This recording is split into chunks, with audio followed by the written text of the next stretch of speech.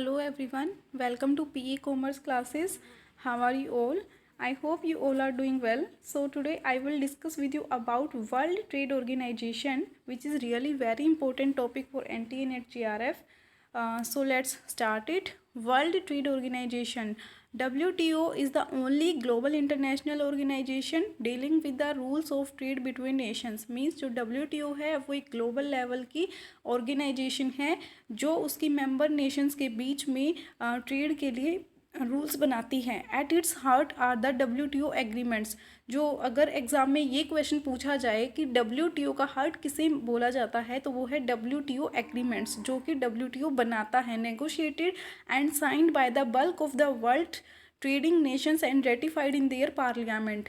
जो WTO agreement बनाता है उन पर उसकी जितनी भी मेंबर नेशंस हैं वो क्या करती हैं, साइन करती हैं, रेटिफाई करती हैं उनको. The goal is to ensure that trade flows as smoothly, predictably and freely as possible. जो WTO है वो क्या करना चाहता है कि फ्री करना चाहता है ट्रेड को, सभी जो नेशंस हैं उनको उनके लिए ग्लोबल लेवल पर, ताकि जो ट्रेड है उसका फ्लो कैसा हो, स्मूथ हो, प्रिडिक्टेबली हो और फ्री हो सभी मेंबर नेशंस के लिए. By lowering trade barriers through negotiations among member governments, the WTO system also break down other barriers between people and trading economies. मतलब जो WTO है वो क्या करता है, ट्रेड बैरियर हैं, टैरिफ है या नॉन टैरिफ हैं, उनके टैरिफ बैरियर और नॉन टैरिफ बैरियर हैं उनको रिड्यूस या रिमूव करता है. तो मेंबर जो गवर्नमेंट होती है या फिर जो मेंबर्स जो हैं एक नेशन से दूसरी नेशन के बीच में अगर कोई ट्रांजेक्शन करते हैं तो उनके बीच जो बैरियर हैं उनको रिमूव करता है. World Trade Organization came into being in 1995. जो WTO है उसको कब बनाया गया था, 1995 में बनाया गया था. 1 जनवरी 1995 में बनाया गया था. इसने किसको रिप्लेस किया था, गेट को. और गेट क्या है, general agreement on tariffs and trade है. इसकी फुल फॉर्म भी एग्जाम में पूछी जाती है. ऐसे भी पूछ दिया जाएगा कि general agreement on trade and tariff, नहीं, ट्रेड एंड टैरिफ नहीं होगा, टैरिफ्स एंड ट्रेड होगा.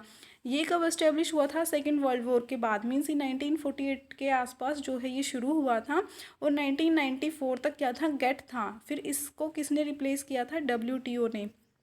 नेक्स्ट है the WTO has many roles. जो WTO है वो क्या क्या रोल निभाता है, it operates a global system of trade rule. पहली बात, ये ट्रेड रूल बनाता है ताकि ट्रेड को फ्री किया जा सके. It acts as a forum of negotiating trade agreement. दूसरी बात की एग्रीमेंट बनाता है.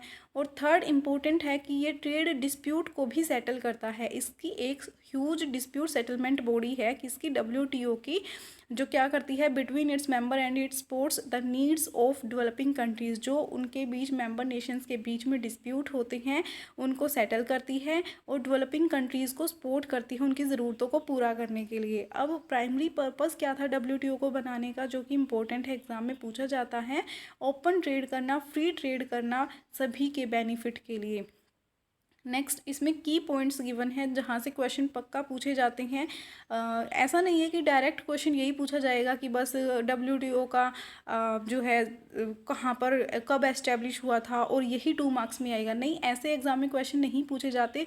उसमें क्या होता है कि डिफरेंट टॉपिक्स के 4-5 स्टेटमेंट दी होती हैं. जैसे IMF के बारे में है, WTO के बारे में है और वर्ल्ड बैंक के बारे में है, तो उनमें से पूछा जाएगा कि किसके बारे में एक स्टेटमेंट रॉन्ग है. इस तरीके के क्वेश्चन आते हैं.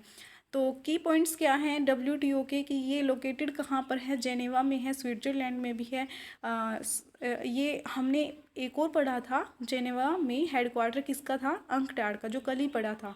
और ऐसे याद रख सकते हैं. और जैसे वाशिंगटन में किसका हेडक्वार्टर किसके थे, IMF और वर्ल्ड बैंक दोनों के थे. और जेनेवा में किसके हैं, अंकटाड के और वर्ल्ड ट्रेड ऑर्गेनाइजेशन के. ऐसे याद रख सकते हो.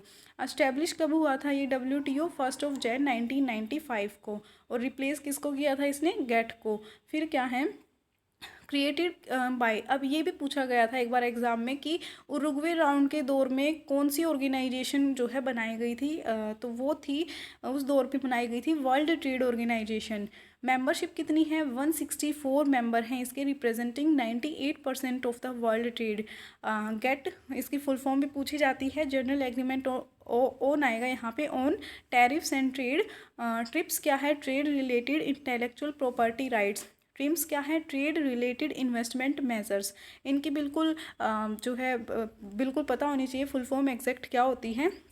Next one is functions administering WTO trade agreements form for trade negotiations handling trade disputes. जो WTO है उसके फंक्शन क्या है, ये एडमिनिस्टर करती है ट्रेड एग्रीमेंट्स को, मतलब जो इसकी मेंबर कंट्रीज़ हैं उनके लिए ये क्या करती है, ट्रेड एग्रीमेंट बनाती है, फॉर्म फॉर ट्रेड नेगोशिएशंस करती है, हैंडलिंग ट्रेड डिस्प्यूट्स यानी कि मेंबर नेशंस के बीच में अगर कोई डिस्प्यूट होता है तो उनको हैंडल करती है, मॉनिटरिंग नेशनल ट्रेड पॉलिसीज़ और मॉनिटर करती है जो नेशनल लेवल की ट्रेड पॉलिसीज़ सभी नेशंस के लिए बनाई गई है।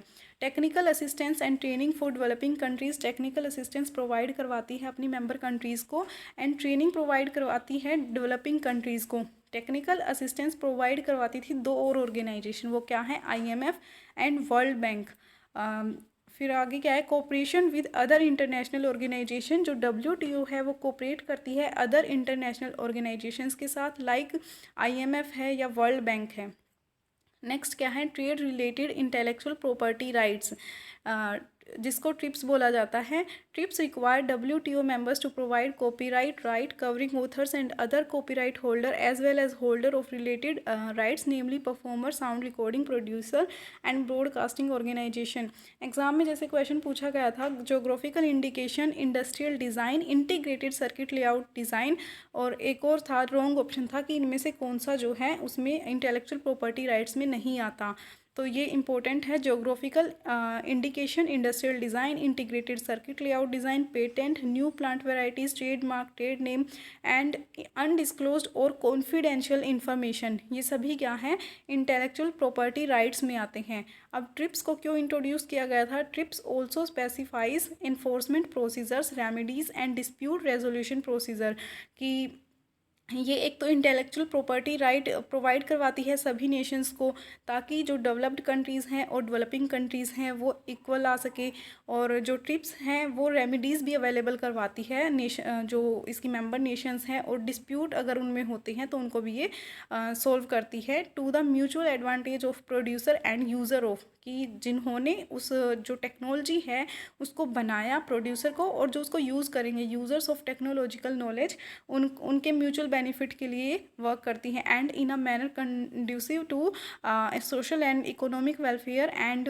To balance of rights and obligation. ये क्या करती है, बैलेंस और राइट के बीच में ऑब्लिगेशन, राइट्स और ऑब्लिगेशन के बीच में बैलेंस करती है। Next one is trade related investment major, नाम से पता चल रहा है इन्वेस्टमेंट मेजर, यानी कि जो दूसरी नेशन अगर दूसरी कंट्रीज़ अगर इन्वेस्टमेंट करती हैं तो उनको मेजर करती है। In agreement on trade related investment measure, TRIMS बोला जाता है, are rules that are applicable to the domestic regulation. ये रूल किस पर एप्लीकेबल होते हैं, डोमेस्टिक रेगुलेशन, यानी कि अगर कोई डोमेस्टिक जो कंट्री है वो रेगुलेट करती है, वो अगर प्रोहिबिट करती है फॉरेन इन्वेस्टर को कि यहाँ पर अगर अपनी कंट्रीज़ में वो ज़्यादा इन्वेस्टमेंट नहीं चाहते, तो ये रूल्स उन पर एप्लीकेबल होते हैं कि वो एक लिमिट तक ही उनको अगर वो फुलफ़िल करते हैं उनकी कुछ कंडीशंस को, तब जो है फॉरेन डायरेक्ट इन्वेस्टमेंट जो है किसी कंट्री में की जा सकती है, often as a part of industrial policy. इसको इंट्रोड्यूस करने की रीजंस क्या थे, अचीव आ सर्टेन, इसके लिए क्या करना पड़ेगा इन्वेस्टमेंट मेजर्स के लिए, achieve a certain level of local content. जो डोमेस्टिक कंट्री होती है एक तो वो क्या करेगी, प्रोड्यूस करेगी लोकल लेवल पर, और दूसरा एक ही गिवन परसेंटेज होती है कि वो उतने ही परसेंटेज का क्या कर सकते हैं, दूसरी कंट्री को एक्सपोर्ट करती हैं। अगर ऐसा होता है कि अपनी कंट्री में, डोमेस्टिक कंट्री में कोई प्रोडक्ट अगर लेस प्राइस पर जाता है, बिकता है, और दूसरी कंट्री में उसकी ज़्यादा डिमांड है, तो ऐसा नहीं है कि डोमेस्टिक कंट्री या डोमेस्टिक कंट्री वाली जो कंपनी है वो सारा अपना प्रोडक्ट को एक्सपोर्ट कर दे। तो उसी के लिए इसको इंट्रोड्यूस किया गया था कि एक गिवन परसेंटेज ही है जो गुड्स की हम एक्सपोर्ट कर सकते हैं। Balance the percentage of import with the percentage of export. Second क्या है कि इसमें इंपोर्ट और एक्सपोर्ट की परसेंटेज को हमें बैलेंस करना है। मींस ऐसा नहीं होना चाहिए कि इंपोर्ट हम ज़्यादा कर रहे हैं और एक्सपोर्ट कर नहीं रहे हैं, बिल्कुल ना के बराबर कर रहे हैं। तो दोनों को बैलेंस, जितना इंपोर्ट हम कर रहे हैं हो सके तो हमें उतना ही एक्सपोर्ट करना है। ट्रांसफ़र टेक्नोलॉजी और proprietary business information to local persons. Means अगर FDI आती है, फॉरेन डायरेक्ट इन्वेस्टमेंट अगर किसी डोमेस्टिक कंट्री में आती है, तो उसके साथ जो है अगर डेवलपिंग कंट्रीज़ में इन्वेस्टमेंट करते हैं तो कंट्रीज़ को अपनी टेक्नोलॉजी को शेयर करना होगा डोमेस्टिक कंट्री में। मीन्स जहाँ पर उन्होंने इन्वेस्टमेंट किया है वहाँ पर उन्हें अपनी टेक्नोलॉजी शेयर करनी होगी, क्योंकि एम्प्लॉयमेंट कहाँ पर जनरेट होगा, डोमेस्टिक कंट्रीज़ में। और वहाँ के पीपल वर्क करेंगे तो उनके साथ डेवलप्ड कंट्रीज़ को, मतलब जिन्होंने इन्वेस्ट किया है उनको अपनी टेक्नोलॉजी शेयर करनी होगी। नेक्स्ट है balance foreign exchange inflows and outflows. अब मतलब जिसने इन्वेस्ट किया है, ऐसा नहीं है कि वो अपना जितना भी वहाँ से उसको फ्लो मिल रहा है, पैसा मिल रहा है, उस सारे के सारे पैसे को वो अपनी कंट्री में भेजे। मीन्स जिसमें वो होस्ट कर रही है वहाँ से सारा पैसा उसकी होम कंट्री में नहीं जा सकता। इसके लिए क्या करना होगा, एक रेशो, एक परसेंटेज फिक्स की जाती है इनफ्लो और आउटफ्लो के लिए भी, तो उसको भी बैलेंस करना ज़रूरी होता है। इसलिए ट्रेड रिलेटेड इन्वेस्टमेंट मेजर्स को बनाया गया था। Thanks for watching. Thank you so much.